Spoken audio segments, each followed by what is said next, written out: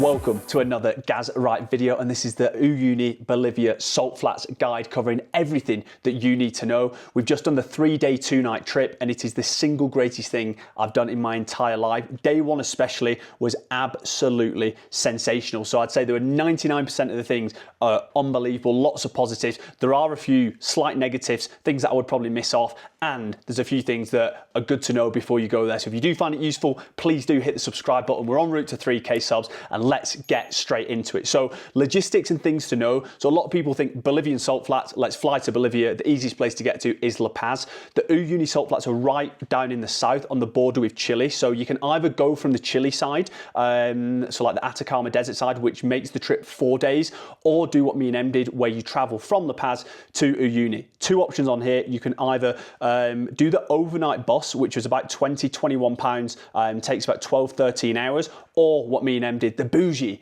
backpackers, of course. We flew down there. It's about a 45-50 minute trip. We got there the night before, chilled, relaxed, all set up for the day ahead. And yeah, you're just a bit more fresh than sitting on a bus. But if you are looking to save a little bit of money, goes without saying, the bus option is going to be a lot better. If you're looking to stay over in Uyuni, so we did that the night before the trip and at the end of the trip, because we didn't know the logistics on what time we got back, and the flights are early morning as well. We stayed at a hotel called Ray David, £15 per person. Brilliant hotel, super warm rooms, super friendly staff, super hot showers. The internet's really good, so I would highly recommend staying there. And there's a few different places to eat all around. There's a pizza place which I forgot the name of, but I'll overlay it right now. That's probably the most highest rated place there, and the pizzas are pretty good. It is quite slow service because there are so many people in there, so do bear that in mind. If you're going to go, probably about a 45-minute wait for a pizza, but it was bloody good, and it was definitely worth it. One of the key things, we were in Chile before, so we were cautious of altitude sickness. If you are coming here as a holiday, even more so. The trip ranges between 3,800 and 5,000 meters in altitude. So for anyone that's not been at altitude before, it's going to be difficult. Even just doing simple tasks like walking up a slight incline, walking up the stairs, are super taxing from a cardio standpoint. But also I had the worst headache as I felt like someone had a pickaxe and was just smashing me in the side of the head. 1 day in La Paz and 1 day on the actual trip itself on the final day when we're at 5,000 meters in altitude. The air's a lot thinner, there's not as much oxygen, so it goes without saying. There are going to be some, obviously health concerns there. They take oxygen on the trip with you and stuff like that, so it's not going to be anything super dangerous, but again, something to bear in mind. There's things you can kind of do around that. You can get altitude sickness tablets. We were trying to find them in La Paz. No chemists, no farmers had them. So if you do want those, get those ahead of time and bring them in. And then they sell these little like cocoa mate teas, COCO, and then space MATE teas, which do really help. I had about 8 on the first day in La Paz, and then a couple on the trip as well. So I'd probably advise getting a few of those, bringing them with you. It's a weird one as well because your body's going through so much water, and you get really dehydrated because of the altitude. So that's obviously, again, what gives you the headache. So you want to drink as much water as possible during the trip, before the trip. But obviously then in the same instance, it's like you're sat on a bus for a lot of time between the stops, or a little van. So yeah, drink lots of water, but just bear in mind where the toilet stops are. It's a little bit easier if you're a bloke, a little bit more challenging on the female side, but they do stop at lots of different places. In terms of stopping for the toilet, again, something that you need to know, every single place you go to the toilet on the entire trip, you'll have to pay. It was around probably 5 Bolivianas every single stop, which is about 60p. So you need that in cash. And yeah, so 60p every time you need to go for a wee. Someone like myself who probably goes for about 15 times a day, that soon adds up. And then in terms of like nutrition as well, do you know what I mean? You want to be trying to eat as like, not organic food, but like foods that are good for your body, high carbs, and then obviously good meats as well. On the trip itself, I'll go into a little bit more about the food and stuff in the next section, but try and stock up ahead of time because, do you know what I mean, you're in the middle of the desert, middle of nowhere, so some of the food, you're not going to be able to get like, do you know what I mean, steaks and the best cuts of chicken and stuff like that. So obviously, yeah, make sure your body's got the fuel and it's got all the nutrientes inside. But that's a little bit about logistics, things to know. In terms of our tour, we went with a company called Torre Tour. In terms of like the setup, the arrangement, the guy that we spoke to sort it all, absolutely perfect, spoke great English, chat to him on WhatsApp, guy called Carlos, really helpful, answered all our questions. around accommodation, what all the 3 days look like, what food you were going to get, etc. There's two different options on the trip. So there's the basic option, which is basically 5 people in the van along with a driver and a guide, or there's the comfort option, which is basically you pay 25% more or 20% more to cover the additional person, and then there's only 4 people in the van. So me and Em were in there with another couple from Australia. Again, you don't know who you're going to be with till the day. So, do you know what I mean? They could be old, they could be young, they could be fit, they could be unfit. Again, you don't kind of know that. It's all chance. I would 100% say do not get the basic option. You'll be so cramped. So the vehicle itself has 3 seats in the middle, and this is pretty much all the vehicles that we saw, not just the ones for our trip. And then the back has 2 seats where 2 people would have to sit if you're on the basic option. You couldn't put I'm pretty tall, but even for like Em, she couldn't put her legs straight forward. There's just no leg room at all. So for me, it's 100% worth the extra. It's about an extra £50 to have. Do you know what I mean? 1 person sat in the back, 3 in the middle, guiding the driver in the front itself, because yeah, you will be cramped. And if you go for the basic option, you're in shared rooms, so you're in like dormitories, and there's not a guarantee on hot showers. Whereas if you do the comfort option like we did, you get a hot shower in both nights in the accommodation, and you have your own room, which to be honest, when we were going into something like this, you're in a desert, you're in the Salt Flats, you're in the middle of nowhere. We were expecting it to be like super terrible, super basic, but you know what I mean, you're seeing beautiful places, it's worth it. For me, the accommodations were both really good. The beds are absolutely fine, good amount of pillows, really hot showers, if anything too hot on the first night. And then they also give you, each bed has like 4 different layers to it. So like there's like a sheet, 2 blankets and a duvet, and they give you a -10 sleeping bag. We went in springtime, so it was super hot in the day, like, I say super hot, like, yeah, I was in shorts and t-shirt every day, like mid-20s, and then at night it got to like -2, -3. You needed the blankets and duvet. In the winter time, I would just be cautious about going then, because if it's like, I think he said it gets to about -20 at night, which that's pretty bloody cold. So that's another thing just to bear in mind. And then obviously when you're doing the hot showers and stuff, the pipes might freeze in the night and you cannot have the showers in the morning. So again, just something to bear in mind. The accommodations were both really good. Obviously they bring the sleeping bags and the blankets with them. And then the other key thing to note is that the Salt Flats themselves have 2 seasons. So there is the rainy season, which if you've done any research online, they're the ones you've probably seen, where they class it as the largest mirror in the entire world. So you only get that in the rainy season. We went in, the non-rainy season, in the summer season, which I would say is better for 90% of the things, because you get the great perspective photos. Every place you go to, it's nicer weather, but you don't get the mirror effect. So if you purely want the mirror effect, you have to go during the rainy season. All the other stops, I would say, are better in the dry season. You get the cool perspective photos. And there's a few things you can't go to in the rainy season. So I would just double check that with your guide or company that you go with, which ones you will and won't go to. Because I think a lot of the tours just state all the highlights, but they don't state like exactly what you will and won't go to. There's a few things in our trip that we thought we were going to go to, like Stairway to Heaven. We didn't go there. And one of the deserts and lagoons we missed off on the last day. Again, not a huge issue. It was unbelievable. And we actually probably went to better places. But again, I think it's better to have knowing what you're going to do, having that expectation, rather than, do you know what I mean, feeling as if, oh, I've been let down, or I thought I was going to see this and I've not. So again, just double check those and just make sure you know what you're signing up for is what you're expected to get on the day. So let's talk the highlights, because there are so many of them.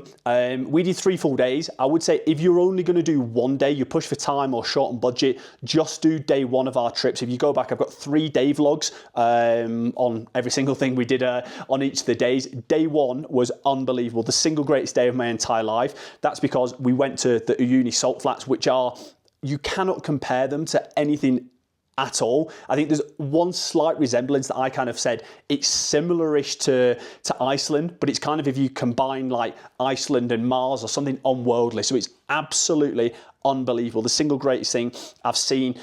There are probably about 20 tours, similar tours going on at the same time, and you kind of go on a similar route. So when it's like the lunch stops, you're all in like one place sat in, but when you're like on the Salt Flats, you can hardly even see the other people. The salt flats are so big, there's so much space, and it's just absolutely magical. The colours that you get, like the pure white, the salt, the hexagon shapes, I guess, on them, which is unbelievable. We had the drone out, we had the guy driving the car, we're doing the different perspective shots on there. It's unbelievable. For me, I wanted to stay there as long as possible. There's a few things I'll discuss later which I think you could miss off, and prioritise more time on the salt flat. So if you do like a custom tour, I would try and spend as much time as possible on the actual salt flats, because it is unbelievable. I think we had about an hour and a half, an hour and 45 minutes maybe, and yeah, it's just never enough. You can never get enough JPEGs, you can never experience it enough. You've got all like the mountains in the backdrop, and yeah, they just go on for miles and miles and miles. It has 70% of the world's lithium in there, so they think in coming years, this is only something they've I guess found out recently, so China and America are hugely investing in mining operations there. So if you want to go and see it as untouched as possible, you need to go there now, because yeah, there's a few plants and stuff opening up which will detract slightly, I think, from the environment. Moving forward, number 2, essential stop for me, Eyes of the Solar, which was the best place for perspective photos. So on the salt flats themselves, where we went to, that is the best in terms of like the colours, in terms of it's pure white, there's no one in the backdrop. But unless your tour guide is bringing loads of different like animated toys and stuff like that, we just did one like perspective photo on the salt flats where we're all walking and dancing out of like a can, but that's the only thing we had. Whereas at Eyes of the Solar, they literally had 100 different things you could choose from. So we have, I'll just maybe overlay some photos now, or you can see these by following me on Instagram, Gareth Wright 2, where they had the figurines. They had like different anime ones. They had all sorts of different things, like a big like King Kong. Me and Emma did the ones where like, I look like I'm holding her, she's in the distance. Then we did ones where like she's laid down and she looks like she's holding me, like about to like eat me and stuff like that. So that is the best place, because there's different things you can bring into those photos. And there's a lady there who just took them all. So it was 20 Bolivianas, which is about £2.20 for 6 different photos. Obviously, the more photos you do, the cheaper it is. But again, that was unreal. And then the next one, so these are all still on the first day, so this is why the first day is the best. House of the Inca. Again, you're just driving through these salt flats, there's nothing in the distance, well, super far in the distance, the mountains, then there's the remnants of an old volcano, and there's just an absolute plethora of cacti, not sure, what is the plural? Let me know down in the old comments. They're around 10 meters high, these cactus, so it's absolutely huge. There's some that are apparently 14 meters, but again, we're not sure which ones those are. But the landscape there, how it just pops up out of nowhere, is absolutely unbelievable. 360-degree panoramic views. Obviously, you have that slight bit of elevation looking up and around into the distance. And yeah, it's just an absolutely beautiful little stop. I talked about this on the day vlog, but there's a part at the top. It's like a little sacrificial like piece of metal, I guess, or like stone in the middle, where like every weekend in August they sacrifice a llama, which is pretty mental, to be fair. So yeah, some crazy stuff goes on, but a beautiful environment nonetheless. And then the final stop on the first day, this is how much cool stuff they packed into that first day. You watch a sunset on the salt flats, which I've seen so many good sunsets, to be fair. We're just in Copacabana at the minute, in the north. Unbelievable sunset here. I always put Ibiza up there, Hvar in Croatia, but this, again, was absolutely unbelievable. You're on the salt flats, it's super still. They're giving out little glasses of wine, a few different like kind of snacks you can take on board, and the colours, you've got all the yellows, the oranges, the reds, and then as the kind of sun drops behind the mountains in the distance, you then get all the pinks, the purples, and yeah, it's just absolutely scintillating stuff. So yeah, that's kind of the first day, and I would say that's 4 out of the kind of the 6 key highlights that I'm going to talk through. So if there is only one day, I think that shows that is the best day. That's the one you should do. On the second day, the other one I really enjoyed is Laguna Colorado, the Red Lagoon. Exactly what it says on the tin. It is a massive lagoon in a national park. This is the only place that you need to pay in addition to the trip. It's about £15 to go in addition to what you've already paid, because it's a national park. It's a huge protected area, and yeah, it's just crazy due to all like the minerals, the volcanic activity nearby. All the lake is red, and there are just unbelievable amounts of llamas knocking about left, right and centre. So yeah, that is, again, beautiful little stop, and you've just been driving in the desert across the Salt Flats for hours and 2 days at this point, and then in the middle they've got like I'm going to call it a cafe, but it does serve like loads of different drinks if you wanted like a beer, a soft drink. Me and Em were on a little hot chocolate, a little coffee number, lovely little spot. The other thing as well, for you coffee drinkers, most places will be powdered milk. This place actually had fresh milk, but again, not too much of a fan of the old powdered milk. So yeah, just something to bear in mind. And then the final day, Desert de Dali was the first stop, which is apparently meant to be the most picturesque desert in the entire world. I don't have too many deserts to compare that to, but it was super beautiful. Again, it's really hard to show the perspective of how big these landscapes are. We had the drone up, and I've got it on sport mode going full forward. Hopefully I'm overlaying it now. And it just looks like it's not moving. That's how big these landscapes are. So yeah, beautiful little stop. Would highly recommend all those. And as we're kind of talking, going through, if you've got any questions, bang it down in the old comments. I respond to every single message. 3 things that I would say, they're all part of it. Do you know what I mean? It's like getting a feel for the landscape and things they produce, and getting a big holistic view of the area itself. But for me, there's 3 things that if you're doing a custom trip, or if you can say, let's just not bother going to them, I would sack these 3 off. Number 1, the train graveyard. It's right next to Uyuni. We spent like an hour there, which when you think we only spent an hour and 45 minutes at the Salt Flats, I would rather have had 2.5 hours at the Salt Flats. So train graveyard, it's exactly what it says on the tin. It's a graveyard full of trains. They've made some like transformer type stuff to try and bring it to life. For me, pretty mid-tier, get it off the list. And then the other 2 are like the salt factory and the quinoa factory. The salt factory, I guess, is a little bit more, I understand it, 'cause it's like, oh, it's part of the whole landscape. You're in a salt landscape, right? Okay, how do they extract this 10 million tons they export every single year? So it is cool, it is good to get that kind of knowledge, but the quinoa factory especially, get it off the list. Absolutely mid-tier place. So yeah, I would definitely not go to those if I had the choice again. But overall, it's a straight 10 out of 10. As I say, that first day was genuinely the absolute best day of my entire life. I think I would do the 3-day trip again, because it's good to get a feel for the desert, the flats, the different environments. It's cool to stay in like these super remote places. But if you are pushed for time, if you are pushed on budget, just do a day trip and do day 1 of the trip where you do the Salt Flats, you do Eyes of the Solar for the perspective photos, you do the House of the Inca, and then watch a beautiful sunset. Because for me, that is 80-90% of all the best things. But again, the trip itself, absolutely phenomenal. And just another little thing to bear in mind, the final day, we did some cool stops, but it is probably about 8 hours of driving.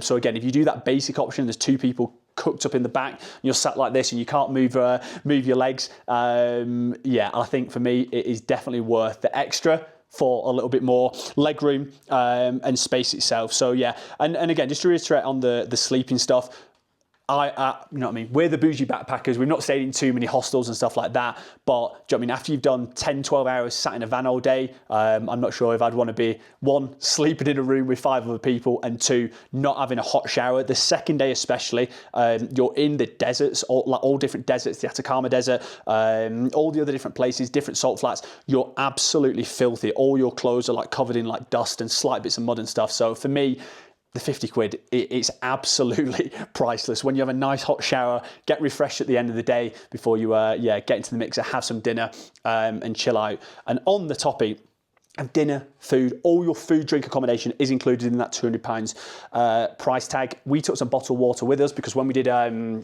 trip like this in the Philippines, there was no bottled water. On this trip there was, so again, maybe just bring 1 bottle just in case, and there's a few different stops where you can buy things. The food, you're in the middle of the nowhere, do you know what I mean? It's not going to be, we're not reinventing the wheel, we've not got Gordon Ramsay in the desert. I thought the food was really good, to be honest. On the second day for lunch, pretty much had a whole chicken between me and Em. We had like 2 vegetarians on our trip. The soups they make, unbelievable. Probably one of the highlights of the food in Bolivia, top drawer. And then the 2 evenings we had, one night we had a lovely vegetarian lasagna. You're going to be adding that to the old repertoire. And then there was only one bad meal where it was like a spaghetti, kind of like a bolognese type number. I always think, do you know what I mean? Whatever country you're in, just cook local food because you're going to cook it way better when you try and cook. It's like if I try and cook, I don't know, Asian food, I'm going to be absolutely terrible in comparison. So yeah, that's the only one slight negative on food, but I'd say 99% of it, again, was very good. Hopefully, That's a lot of knowledge, a lot of intel, and hopefully it makes your trip a little bit easier. Is there anything I've not covered you want more information of? Bang it down in the comments. As I say, I respond to every single message, and I cannot speak highly enough. The single best thing I've ever seen, experienced, been to in my entire life. I've got 3 separate vlogs, day 1, 2, and 3, on the trip itself. So if you kind of want a bit more, casual footage, go back, check those out. We're up in Copacabana now, which is absolutely beautiful. Staying in a little like Smurf house, Hobbit home, right on Lake Titicaca, the largest freshwater lake in the entire world. So the content is coming thick and fast. If you enjoy what you see, hit that subscribe button. Still en route to 3K subs. I'll see you in the next one, baby. Remember, the chef is always cooking. Let's get it.